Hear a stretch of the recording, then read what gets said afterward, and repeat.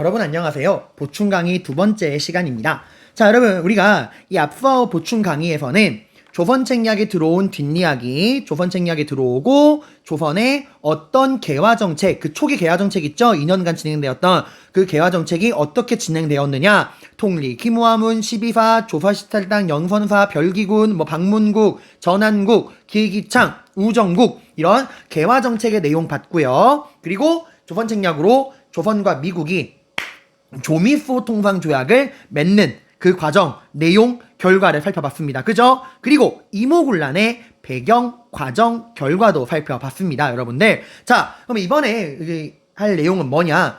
내용을 재조립하는 거야. 뭔가 새로운 내용보다 그 전에 배운 내용을 재구조화시키는 건데요. 우리가 그동안 배웠던 일련의 사건들 있죠?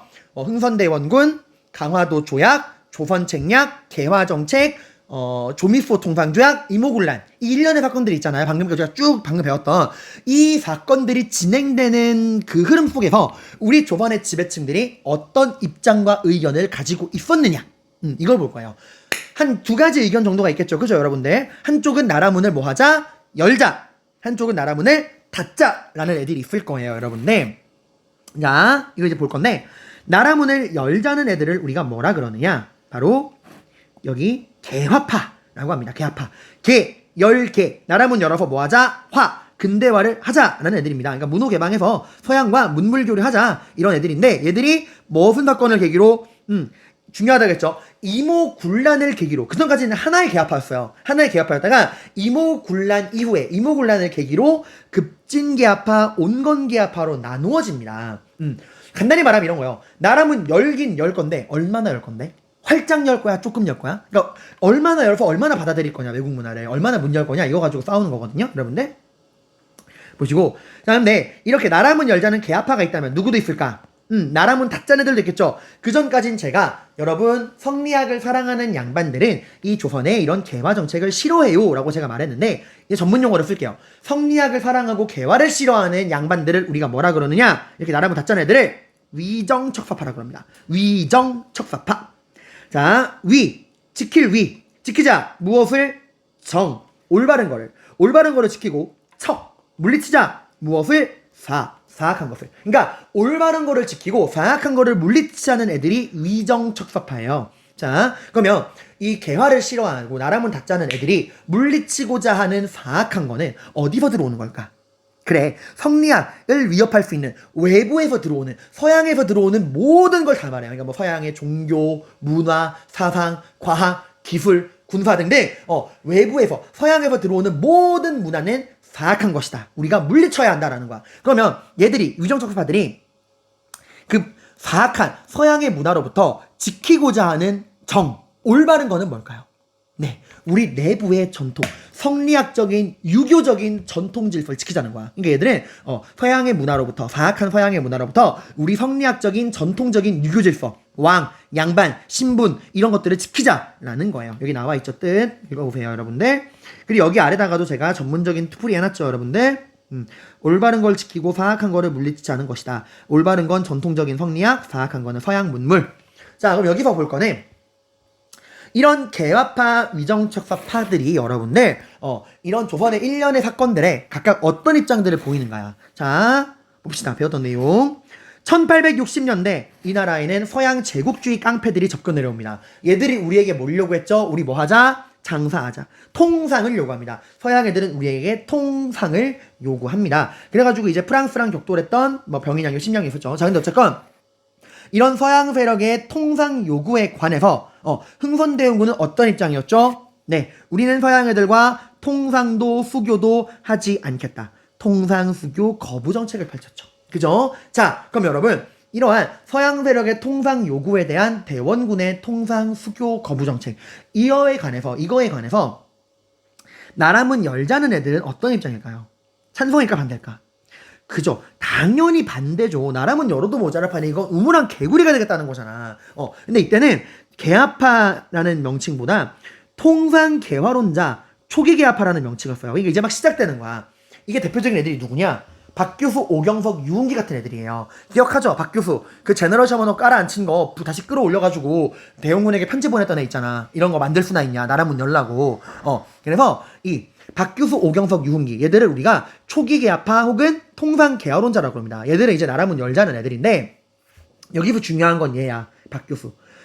당시 박규수 나이가 되게 많았어요. 박규수가 생각합니다. 내가 죽더라도 이 나라의 개화 사상을 가진 나라문을 열어줄 젊은이들이 필요하다. 그래서 미래를 대비해서 박규수는 이때부터 양반의 아들들 중에서 똑똑하고 젊은 양반집 아들들을 불러 모아서 교육을 시킵니다. 그래서 이 박규수 밑에서 공부한 가르침을 받은 애들이 개화파가 돼요. 얘들이 이제 본격적으로 활동하는 게 강화도 조약 때부터야. 어쨌건 지금 이 초기 개화파 통상 개화론자들은 대원군의 이런 통상 수교 거부 정책을 반대한다. 문호 개방을 주장한다라는 건데 위정척사파들이 보기엔 이런 서양의 통상 요구에 대한 대원군의 통상 수교 거부 정책은 어때요? 마음에 들어 안 들어? 그죠? 마음에 들죠. 땡큐죠. 맞다. 대원군이 옳다. 절대로 통상하면 된다 안 된다? 안 된다 하면서 대원군의 통상 수교 거부 정책을 적극 지지하면서 무슨 운동을 펼치냐? 절대로 서양 놈들과는 통상하면 안 됩니다. 통상 반대 운동을 펼칩니다. 자, 당시에 이때 통상 반대 운동을 하던 위정척사파의 위정척사 리더가 이항로라는 사람이거든요. 이 사람이 이렇게 말을 합니다. 서양 놈들과 절대 화해하지 말고 척화, 화하지 말고 뭐하자? 주전, 전쟁하자 라고 이야기를 합니다. 자, 여러분 이게 자료로도 보셔야 되는데 여기 아래 위정척사 운동의 흐름이라고 나오죠, 여러분들. 자, 여기 이렇게 보시면은 통상반대 운동, 서양을 공격해야 한다는 주장은 내 나라 쪽 사람의 주장이고 서양이가 화친해야 한다는 주장은 적국 쪽 사람의 주장이다. 라는 얘기. 이런 게 만약에 자료로 나오면 이거 1860년대 위정척사파가 했던 통상반대 운동 척화 주전론이구나 라고 여러분이 캐치할 줄 알아야 합니다. 자, 그리고 여러분 이제 우리 여기서 하나 더 생각해 볼 수 있죠. 이런 성리학을 사랑하는 조선의 양반들, 이 위정척사 양반들, 흥선대원군을 좋아해요? 싫어해요? 라고 물어보면 이제 우리는 구분해서 말해야죠. 자, 이런 성리학을 사랑하는 위정척사 양반들, 대원군의 국내 정책은 어떻게 생각할까요? 서원철폐, 호포제, 경복궁중관 이런 국내 정책은 그죠? 이런 국내 정책은 별로 안 좋아하죠, 양반들은. 근데 그에 반해서 이런 대원군의 국외 통상 수교 거부 정책은 그죠? 이건 좋아하죠, 여러분들. 그죠? 이래서 우리가 이제 양반들이 대원군을 바라보는 입장을 국내 정책과 국외 정책으로 나누어 생각을 해봐야만 합니다. 자, 시기가 변합니다. 1870년대. 미안해요. 물 한 번만 마실게요. 뜨거. 뜨거. 미안해요. 자, 1870년대. 이제는 일본이 접근해 옵니다. 일본은 우리에게 뭘 요구하죠? 개항을 요구합니다.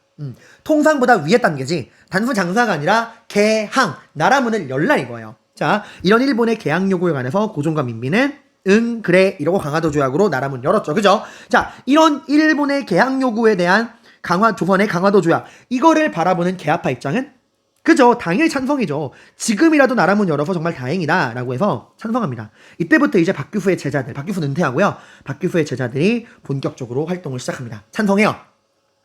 그에 반해 위정척사파는 이런 일본의 개항 요구에 대한 조선의 강화도 조약 당연히 마음에 안 들겠죠. 반대합니다. 그러면서 개항 반대 운동을 펼쳐요. 개항하면 안 됩니다. 개항 반대 운동을 펼칩니다. 자, 이때 여러분 고종이 물어봐요. 야, 위정척사파, 너네는 서양의 문화를 싫어하는 거 아니었니? 너희가 물리치고자 하는 사악한 거는 서양에서 들어오는 문화라며. 근데 지금 우리는 서양이 아니라 일본이랑 나라문 여는 거야. 근데 왜 이렇게 반대하는 거야? 라고 물었더니 당시 위정척사파의 리더, 이제 이항로가 아니에요. 박규수가 제자들을 길러냈듯 이항로도 제자를 길러냈는데 그게 최익현이야. 이항로는 은퇴했어요 이때. 자, 최익현 말합니다. 전하, 이미 일본은 옛날에 나라문을 서양에게 열어서 근대화, 개화 정책을 했던 나라입니다. 문명 개화론이라는 이름 아래 메이지 유신을 하면서 서양의 문화를 잔뜩 받아들였습니다. 그 과정에서 이미 일본은 서양 문화에 잔뜩 오염되어서 일본은 서양 문화에 잔뜩 오염되어서 서양 놈들과 다를 바가 없습니다. 그러니까 개화 정책하는 과정에서 일본 놈들이 서양 문화를 잔뜩 받아들여서 이미 서양 문화에 오염돼서 일본 놈이나 외놈이나 서양 놈이나 같은 놈이다 이거예요. 똑같다 이거예요. 그러니까 그러한 일본과 개항을 하고 조약을 맺는다는 건 서양 놈들과 조약을 맺는 거랑 아무런 차이가 없습니다. 라는 거예요. 이게 외양일체론이야. 자료 볼게요. 여기 개항반대운동 나오죠? 아, 이렇게 계속 볼펜이 되니? 개항반대운동. 저들이 비록 외인이라고 하나 실은 서양입니다. 서양 놈이랑 똑같다 이거예요. 똑같다. 이게 이런 내용이 나오면 아 이거 1870년대 위정척서파가 했던 개항반대운동 외양일체론이구나 여러분이 알 줄 알아야 합니다. 자, 근데 여기까지만 들으면 너무 좀 틀리 딱딱딱 구닥딱 이런 생각이 들 텐데 여러분 아니에요. 이 최익현 그러니까 이런 위정척서파들이 이런 걸 반대했던 일본과의 이런 강화도 조약을 반대했던 개항을 반대했던 이유는 단순히 이런 정신적인 측면만이 아니야. 경제적인 이유도 있습니다.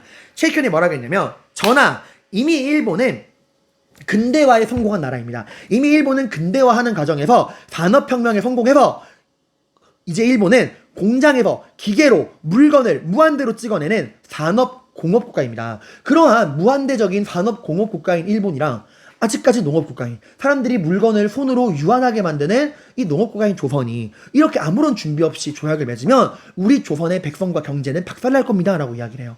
진짜 그렇게 됐죠. 그러니까 절대 얘들아 위정척서파가 꼰대 늙은이들이 아니에요. 그 시대 지성인들이야. 그러니까 시대적인 통찰력이 있는 거예요 여러분들. 자, 그 다음에 또 상황이 변하죠. 1880년대 이제 우리나라에 조선책략이 들어옵니다. 조선책략 내용은 크게 두 가지였죠. 방러를 위해 연미국하라. 그리고 나라를 개화해라. 여기에 관해서 조선정부 어때요? 그죠? 개화정책 개화도 하고 미국이랑도 조약 맺으려 그랬죠. 그죠? 총리 김무함은 막 시리즈 있잖아 얘들아. 이거에 관해서 개합한 어떤 입장일까? 그죠? 잘한다죠 여러분들. 찬성입니다. 아니 찬성하는 정도가 아니라요. 이 조선정부가 했던 개화정책 있죠? 통리 김무함은 뭐 조사 시찰단 영선사 별기군 그걸 실제로 이끈 게 얘네예요. 얘네가 이끌어왔어. 자, 그에 반해 위정척서파는 기분이 어때요? 나쁘죠. 이건 정말 나라가 망하는 거지. 서양에게 나라가 오염되는 거잖아. 그래서 이런 조선책략과 이 조선책략으로 인한 개화정책과 미국과의 조약을 다 반대합니다. 그러면서 얘들은 개화 반대 운동을 펼쳐요. 이때 이제 반대했던 이유는 이런 거야. 일단 조선책략은 근본부터 잘못되었다. 여기 자료를 좀 볼게요. 개화 반대 운동. 이게 나오죠? 이런 내용이야. 조선책략 내용이 뭐야? 방러를 위해 연미국 하라는 거잖아. 그걸 까는 거야. 방러 왜 해야 돼? 러시아가 우리한테 잘못한 게 뭐 있어? 그리고 왜 연미국을 해야 돼? 미국이 나쁜 놈이 어떻게 할 거야? 라는 이 조선책략에 대한 비판이 나와 있어. 그리고 정부의 개화정책도 경제적인 이유로 깝니다.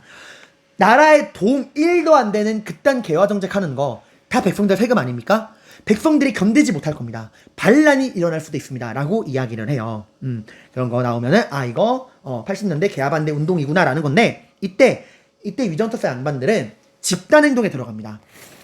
한두 명이 이런 이야기 한 게 아니야. 함께 집단행동에 들어가는데 당시 위정척서 양반들의 근거지가 어디였냐? 경상도. 당시는 경상도를 영남이라 불러요. 예나 지금이나 경상도가 이 보수적인 양반들의 본고장이에요. 여러분들.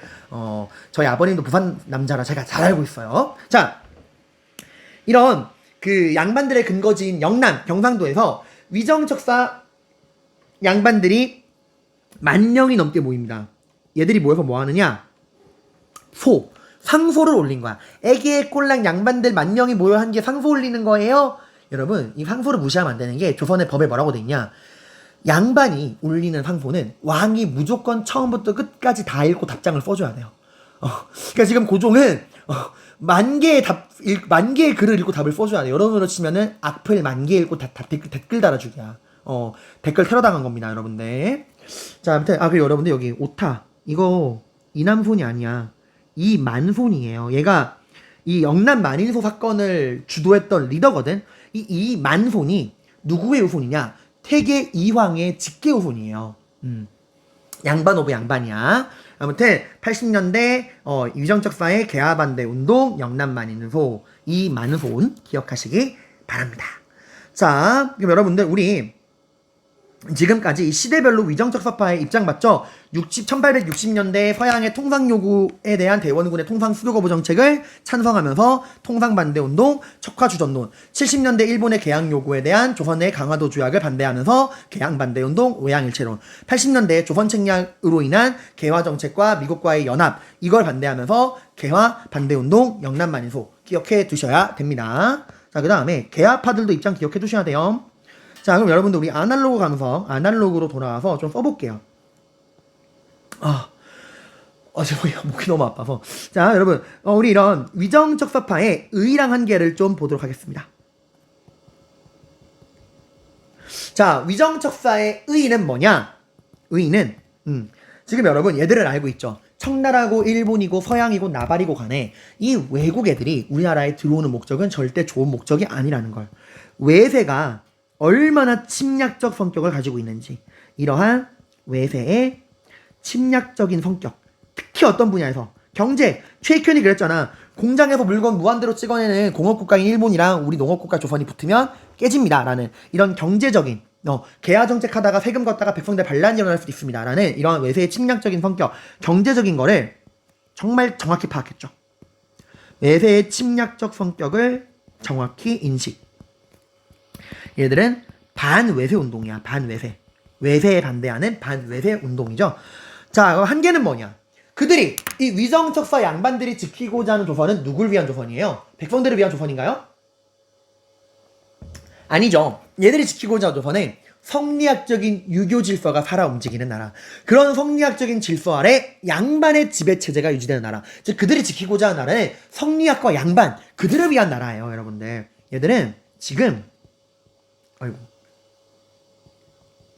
성리학적인 그 전통적인 유교 질서, 이걸 지키고 싶은 거야. 여기서 성리학적인 전통적인 유교 질서에서 보장해주는 게 뭐예요? 양반 지배체제잖아. 그러니까 얘들은 이 성리학과 양반의 나라를 지키고 싶은 거야. 이걸 유지하는 게 목적이에요. 즉 얘들은 절대로 반봉건은 될 수가 없다라는 거죠. 반봉건은 아니라는 거야, 얘들아. 내가 그때 오리엔테이션 때 그랬지. 우리 민족 개항기 2대 과제. 반외세 반봉건. 근데 위정척사 반에 반외세는 맞을지언정 반봉건은 아니라는 거 명심해두세요, 여러분들. 오히려 봉건을 사랑하죠. 봉건적 질서를 지키려고 그러는 거잖아, 얘들아. 자, 이렇게 보시고요. 그러면 여러분들 이제 여기 이 개합파가 어떻게 되는가 좀 볼게요. 제가 그랬죠, 여러분들. 개합파는 원래 한 덩어리였어요. 모두 누구의 제자였니? 그지? 개합파는 모두 박규수의 가르침을 받은 박규수의 제자들이야. 이 개합파 목적은 같습니다. 목적이 뭐예요? 이 나라 조선을 개화, 근대화시켜서 잘 먹고 잘 사는 나라로 만들어보자 이거예요, 여러분들. 근데 뭐 때문에 갈라진다 그랬죠? 무슨 사건 이후로 갈라진다고? 그래, 이모군란으로 갈라진다는 거예요, 개합파가. 그럼 왜 갈라지느냐? 그동안은 갈라질 이유가 없어. 왜? 그동안은 이 나라 조선이 개합파가 원하는 흐름대로 왔잖아. 강화도조약, 각종 개화정책, 뭐 통리, 기무화문, 조사시타들, 다 그들이 원하는 대로 왔잖아. 그러니까 굳이 갈라질 이유가 없는데, 이모군란 때 대원군이 정권을 잡으면서 대원군이 짧은 시간이었지만 그동안 개화파가 진행해온 각종 개화정책을 다 엎어버리고 나갔잖아, 얘들아. 개화정책이 완전 중단된 거예요, 여러분들. 위기가 찾아온 거죠. 거기다가 이모군란 이후에 우리나라에는 청나라의 내정 간섭이 심해지고, 청나라의 고문 들어오고, 청나라 군대 들어오고. 청나라 군대만 들어왔니? 일본 군대도 같이 들어왔잖아. 그러니까 이게 막 개화정책이 제대로 진행될 만한 상황이 아닌 거야. 이런 위기 상황 속에서 우리가 우리의 목적, 개화, 근대화, 이 목적을 어떻게 하면 이룰 수 있느냐 하는 방법. 그러니까 목적은 여전히 같아. 근데 그 목적을 어떻게 이룰 것이냐. 이런 위기 상황 속에서 우리가 우리의 목적, 개화를 어떻게 하면 이룰 수 있느냐 하는 그 방법에 대한 생각 차이가 나는 거야. 개화의 방법, 방향, 속도. 그리고 지금 이 나라에 들어와 있는 청나라랑 일본. 이 중에서 우리가 누구랑 손을 잡을 것이냐. 마치 오늘날 대한민국이 중국이랑 미국 속에서 이제 누구랑 친하게 지낼 거냐 놓고 싸우듯이 갈라집니다. 어떻게 갈라지냐? 온건 급진. 온건개합파 멤버 김홍집, 윤식, 윤중. 그리고 그 급진개합파는 김옥균, 박용현, 서재필. 자, 여기서 이제 같은 선생님 밑에서 배운 제자들인데 선후배가 달라진 거야. 누가 선배냐? 온건개합파가 선배입니다. 얘들은 평균 나이가 40대예요. 그리고 급진개합파가 후배야. 평균 나이 20대. 특히 서재필은 17살이었어요. 여러분 친구죠? 안녕 제필아 한번 해주세요. 자, 근데 얘들이 여러분들 갈라진 건 이런 선후배 사이 있지만 보고 배운 게 달라서 그래. 보고 배운 게 달라. 온건개합파 멤버들은 여러분 그 우리 초계개화 정책 때 청나라에 보낸 유학생 사절단 영선사 기억하죠? 이 온건개합파는 거의 다가 영선사 출신이야. 그러니까 얘들은 어디로 유학 갔다 온 애들이야? 그래, 청나라에 가서 양모운동을 보고 배운 영선사 출신이에요. 그에 반해 급진개합파 멤버들은 조사 시찰단으로 일본에 유학 갔다 온 일본 유학생 출신이야. 가서 메이지 유신을 보고 배운 거야. 그러니까 보고 배운 게 다르니까 이런 문제에 대한 목적에 대한 해결책도 다른 거예요, 여러분들. 온건기합하는 말합니다. 우리도 누구처럼? 청나라처럼 양모운동을 본받아서 우리도 우리의 기본적인 전통적인 유교 질서는 유지한 상태에서 이런 건 유지한 상태에서 뭐만 받아들이자? 서양의 하드웨어, 껍데기, 서양의 과학기술과 군사력만 받아들이자 라는 이야기를 합니다. 이게 이제 그 중국 청나라의 중체 서용을 본따서 만든 논리, 바로 동도석이라는 걸 이야기해요. 종쳤네요. 빠밤밤밤밤밤. 자, 이거예요. 중체 서양에 비슷해. 우리 동양의 기본적인 정신을 유지한 상태에서 서양의 기술만 받아들이자 이거예요. 그에 반해 급진기합파 후배님들은 말합니다. 선배님들, 그게 무슨 말도 안 되는 소리죠? 우리 동양의 전통적인 유교 질서를 유지한 상태에서 서양의 하드웨어, 껍데기만, 기술만 받아들이자고요? 왜 그래야 되죠? 왜 우리가 동양의 전통, 성리학을 유지해야 되죠?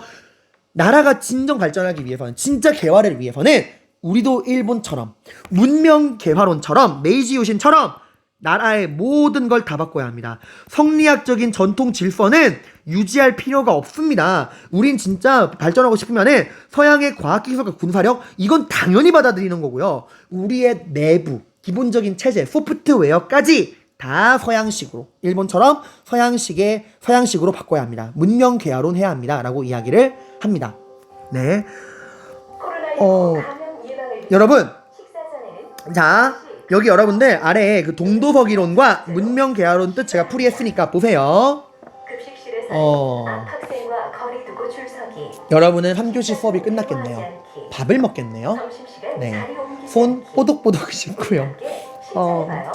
미안해요. 쌤이 집에서는 좀 찍기 힘들 것 같아서 지금 빈 교실에서 찍고 있어서 이런 일이 생겼어요. 자, 화내지 마시고, 아유, 역사쌤 불쌍하네. 한마디만 생각해주세요. 자, 여러분 봅시다. 온건개합파, 급진개합파, 여러분들, 이런 생각 차이가 있다. 봐봐. 이러다 보니까 지금 현실을 바라보는 눈도 달라. 지금 현실이 뭔데? 우리나라의 이모군란 이후에 누구의 간섭이 굉장히 심해지고 있죠? 그죠? 민비가 끌어들인 청나라의 간섭이 굉장히 심해지고 있죠. 그죠? 이걸 바라보는 생각 다른 거야. 온건개합파는 어차피 우리가 롤모델이 청나라였잖아. 어차피 청나라 보고 배워야 되니까 그냥 청나라랑 적당히 타협하자 이거예요. 그러니까 이거 오해하면 안 돼. 얘들이 뭐 나라를 청나라에게 팔아먹겠다 그런 게 아니에요. 얘들도 우리나라 개화파야. 우리나라의 개화랑 근대화를 바랐지만 현실적인 애들이죠. 어쨌건 지금 이 나라가 청나라의 목줄이 채워있고 청나라 군대가 3,000명이나 주둔해 있는 거는 변함없는 현실 아니냐. 이럴 때 괜히 우리가 무리하게 막 청나라에게 들이받다가 청나라가 빡쳐가지고 쳐들어오면은 나라 망한다 이거예요. 그러니까 마음에 안 들지만 청나라와 청나라에 빌붙어 있는 민지 세력이랑 적당히 타협해서 스텝 바이 스텝으로 해결하자. 그 과정에서 청나라 문화도 배우고 뭐 이런 거예요. 그에 반해 급진개합 생각이 다르죠. 그게 무슨 말도 안 되는 소리죠.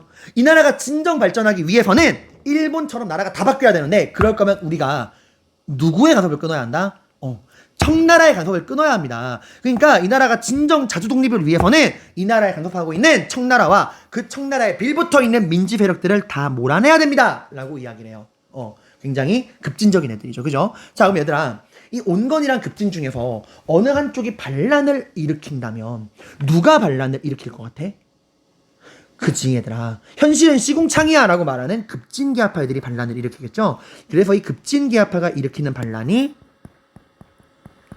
갑신정변이라는 거예요. 갑신정변. 나중에 공부할 거야 얘들아. 자, 그 다음에 여러분들 여기 온건개합파랑 급진개합파 비교한 자료 꼭 읽어보세요. 누가 봐도 온건개합파가 나이 많은 선배죠? 읽어보시기 바랍니다.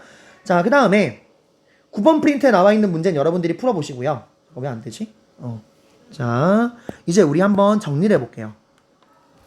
온건개합파, 급진개합파, 위정척서파를 좀 정리를 해보도록 하겠습니다.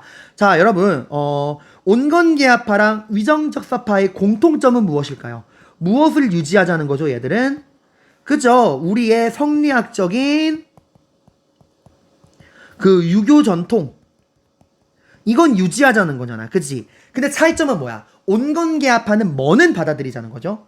그죠? 서양의 기술과 군사력은 받아들이자는 건데 위정척서파는 그것도 싫다는 거야. 자, 그리고 온건개합파랑 급진개합파의 공통점은 뭐야? 얘들은 뭘 받아들이자는 거예요? 서양의 문화 중에서도 뭐? 껍데기, 하드웨어, 서양의 과학, 기술, 군사 이런 걸 받아들이자는 거야. 근데 차이점은 뭐예요? 급진기합파는 여기서 뭐까지 받아들이자는 거예요? 소프트웨어, 내부, 서양의 종교, 뭐 문화, 뭐 사상, 제도 이런 내부의 것까지 다 받아들이자는 거죠. 그죠? 근데 위정적합파는 그 내부의 거는 받아들이지 말자. 그 내부는 성리학을 유지하자는 거예요. 그죠? 거기다가 위정적합파가 아까 말했죠? 이 성리학을 사랑하는 위정적합파가 대원군을 바라보는 입장. 대원군의 국내 정책은 좋아해, 싫어해? 이거는 싫어하죠. 서원철폐, 후포제, 경복궁 중건. 근데 국외 정책, 통상 수교 거부 정책은 좋아한다고 했죠? 이런 것들 여러분들이 정리를 해 두셔야 합니다. 자, 그 다음에 이 방금 급진기합파 반란 일으킨다 그랬죠? 이걸 좀 보도록 할 건데요. 이 급진기합파들이 일으킨 반란이 여러분 지금 10번 프린트로 넘어온 겁니다. 10번 프린트 갑신정변입니다. 뭐라고요? 갑신정변. 말 그대로 갑신년 1884년 갑신년에 정치적인 반란이 일어났다 라고 하는 거예요. 갑신년에 정치적 반란이 일어났다. 누구에 의한? 급진계합파에 의한 급진계합파 반란 일으킨 이유 여기 제가 적어놨으니까 이거 읽어보시고 일단은 내 설명을 좀 들어주세요. 자, 갑신정변의 배경 여러분들 국내 배경과 국외 배경 나눠지는데 일단 여러분 조선의 이모군란 이후에 조선에 어떤 변화가 생겨? 일단 누구의 간섭이 굉장히 늘었죠. 그쵸? 민비가 끌어들인 청나라. 얘네가 우리나라 내정 간섭하겠다고 내정 고문을 보냈잖아. 내정 고문 마젠창, 외교 고문 밀렌도르프, 군사 고문 위안스카이. 거기다가 이 위안스카이가 이끄는 청나라 군대는 아예 조선에 주둔해 있고 또 청나라 상인들에게 경제적인 특권을 인정해주고 우리를 꼬봉으로 규정한 조청산민 수유무역장정. 이걸 통해서 청나라 상인들의 내집 통상권도 허락했잖아. 그치? 그러니까 지금 청나라의 간섭이 가장 큰 문제예요. 그리고 이 청나라 상인을 스타트로 일본 상인, 서양 상인들이 다 내륙으로 들어왔잖아. 나라에 돈이 없는 거야. 그래서 이 당시 조선의 가장 큰 문제는 개화를 하게 돼야 되는데 돈이 없다 이거예요. 돈이 없어가지고 개화가 진행이 안 된다는 거야. 이 돈을 어디서 구할 것이냐. 그때 이제 우리나라에 왔던 외교 고문 독일인 밀렌도르프가 조언을 해줍니다. 근데 이거 무서운 게 말했죠. 이 고문은 강제적인 멘토라고. 까라면 까야 돼요. 이때 외교 고문 밀렌도르프가 조선인들 돈이 없어요? 돈이 없으면 돈을 만드세요. 이렇게 말을 해요. 새끼 근데 외교 고문이라는 새끼가 왜 재정 문제 가지고 뭐라 그런지 모르겠어요. 미안해요. 자, 근데 이 밀렌도르프 얘들아 봐봐. 지금 청나라 라인을 타고 있는 게 누구야? 청나라 라인을 타고 있는 거는 민씨 일당과 온건계합파입니다. 그래서 이 청나라 외교고문 밀렌도르프의 이런 돈 만들란 이야기에 민비가 오케이 사인 내리고 온건계합파가 이제 그 요구를 받아들여서 그래 돈이 없으면 돈을 만들자. 당호전을 만들자라는 이야기래요. 굉장히 싸하죠. 이거 어디서 들어본 얘기죠? 그죠 여러분. 대원군이 경복궁 지을 때 돈 없으니까 100배의 가치를 가지고 있는 당백전 찍어내자고 하다가 나라 경제가 절단 날 뻔했잖아 얘들아. 그지? 근데 이제 말하는 거죠. 야 그때는 당백전이었잖아. 100배니까 문제가 된 거고 우리는 뭘 만드는 거야? 당오전이야. 5배니까 괜찮을 거야 라고 하는 거예요. 이 얘기를 듣고 급진계합파가 느낀 감정 여러분이 느낀 감정이랑 똑같아요. 이 뭔 개소리야 이거예요. 당시 급진계합파의 리더 김옥균 젊어요. 젊다 보니까 김옥균은 좋게 말하면 솔직한 사람, 나쁘게 말하면 너무 직설적인 사람이야. 필터링이 없어. 김옥균이 이 뭔 개소리야 한 다음에 민비를 까요. 이 나라가 이렇게 위기에 빠진 건 다 왕비, 민비 당신 때문이다. 당신이 청나라 끌어들여가지고 이꼬라지 난 거 아니냐. 근데 당호전 같은 개소리가 말이 나오느냐 이렇게 말을 한 거예요. 근데 민비가 무서운 게 화를 내지 않아. 그 얘기를 듣고서 오히려 웃어요. 김옥균 너 진짜 똑똑하다. 맞아 네 말이 맞아. 내가 죽일 년이야. 내가 나쁜 년이야. 내가 나라 말아먹을 년이야. 근데 너 이렇게 우리를 까는 거 보니까 넌 다 계획이 있구나. 옥균아 넌 다 계획이 있구나. 네가 생각하는 계획은 뭔데? 이렇게 김옥균이 말하죠. 돈이 없으면 돈을 빌리면 됩니다. 아 진짜? 어디서 빌릴 건데? 김옥균과 급진계합파가 말합니다. 일본에게서 돈을 빌리면 됩니다. 여러분 이 급진계합파가 일본 유학생 출신이라고 했잖아요. 얘들은 일본에 대한 막연한 환상이 있어. 일본이라면 우리를 위해 돈을 빌려줄 것이다 생각을 했어요. 이걸 듣고 민비가 느낀 감정 여러분이 느낀 감정이랑 똑같아요. 이뭔 개소리야. 대도 않는 소리거든. 근데 민비는 티내지 않아. 진짜? 야 좋은 생각이다. 야 그러면 내가 너를 우리나라 외교관으로 임명할 테니까 네가 일본 건너가서 책임지고 이 나라의 개화를 위한 돈을 마련해와. 성공하면 내가 너에게 모든 권한과 권력을 줄게. 근데 실패하면 책임지고 물러나. 오케이 콜? 우리 김옥균과 급진기아파가 넘어가죠. 오케이 콜! 이리로 가요. 빌려줄까 일본이? 돈을 안 빌려주죠. 차관 도입 실패. 빈손으로 돌아옵니다. 민비가 말하죠. 뭐야? 입만 산 놈들이네. 니들 다 말에 책임져. 다 꺼져. 이래가지고 이걸 계기로 여러분들 급진기아파가 정권에서 밀려납니다. 밀려나요. 정치적인 위기. 이제 급진기아파는 좌절하죠. 우리가 말하는 진정한 자주 독립국가, 근대 국가는 이대로 물 건너가는 것인가? 이대로 이 나라는 청나라와 민비에 의해서 청나라의 노예가 될 수밖에 없는 것인가? 하고 좌절합니다. 하지만 그들은 현실을 바꿀 만한 힘이 없어요. 왜? 지금 민비의 뒤를 봐주는 게 누구야? 청나라잖아. 그리고 이모군란 이후에 청나라 군대가 위안스카이가 이끄는 청나라 군대가 무려 3,000명이나 주둔해 있잖아. 이거 어떻게 할 건데? 근데 이 급진기아파에게 하늘이 내려준 기회가 찾아옵니다. 조선에 주둔해 있는 청나라 군대 3,000명 중 절반이 떠납니다. 왜 떠나느냐? 청나라가 프랑스랑 전쟁을 합니다. 전쟁은 왜 하느냐? 베트남, 쌀국수의 나라 베트남을 놓고 전쟁이 벌어져요. 원래 베트남이 청나라의 속국이었어요. 근데 이제 프랑스가 나도 쌀국수 좋아하는데 이래가지고 베트남을 놓고서 청나라랑 프랑스랑 전쟁이 벌어집니다. 당연히 청나라가 져 터지죠, 프랑스한테. 그래서 청나라가 쥐어 터지다가 병사가 모자라니까, 군대가 모자라니까 조선에 있는 군대 절반을 데려간 거야. 프랑스랑 싸우려고. 이게 기회죠. 만약에 전쟁이 끝나고 이 1,500명의 청나라 군대가 돌아오면 더 이상 기회는 없어. 이렇게 어떻게 해야 되는데, 근데 여전히 1,500명은 남아있잖아. 어떡하지? 이러고 있을 때, 이 기회 놓치면 안 되는데? 이러고 있을 때 누가 급진기아파에게 접근하느냐? 일본이 접근합니다. 저기요, 이모군란 이후에 조선 땅에 청나라 군대만 주둔해 있는 게 아니에요. 우리 일본 군대도 주둔해 있잖아요. 우리 일본군이 청나라 군대를 막아주겠습니다. 그러니까 당신들이 나라를 한번 뒤집어 보세요. 청나라 걱정하지 말고! 라고 이야기를 합니다. 여러분, 자, 지금 여러분들 급진기아파가 일본의 이러한 지원 요구를 거절할 수 있을까? 없어. 그들에게 선택지가 남아있지 않아. 이 기회가 넘어가면 끝이란 말이야. 자, 여기서 이상하지 않나요? 여러분, 일본 입장에서 우리나라에 돈을 빌려주는 거랑 우리나라에 있는 군대들을 동원해서 반란을 도모하는 거랑 어느 게 더 부담스러운 행위입니까? 그죠? 반란이 훨씬 더 위험 부담이 큰 거죠. 근데 돈은 안 빌려주고 더 위험한 반란은 도와준다? 이건 여러분, 일본이 급진기아파를 이용한 겁니다. 일본은 기다렸어요. 급진기아파가 벼랑 끝에 몰릴 때까지. 본인들에게 기본적으로 우호적 감정을 가지고 있는 급진기아파가 벼랑 끝에 몰려서 더 이상 선택지가 남아있지 않을 때까지 방치한 거야. 그리고 그들이 벼랑 끝에 몰렸을 때 동아줄을 내려준 거죠. 잡지 않을 수 없는, 위험한 걸 알지만 잡지 않을 수 없는 동아줄을 내려준 겁니다. 그래서 일본의 이런 지원 약속을 믿고 급진기아파가 일으킨 게 갑신정변입니다. 근데 여기서 쎄한 건, 그러니까 일본 손에 노란한 거야. 근데 일본이 이제 급진기아파를 이용해서 조선을 엎어버리려 그런 거죠. 근데 당연히 조선에 있던 일본군은 150명밖에 안 돼요. 청나라 군대 여전히 몇 명 있죠? 1,500명.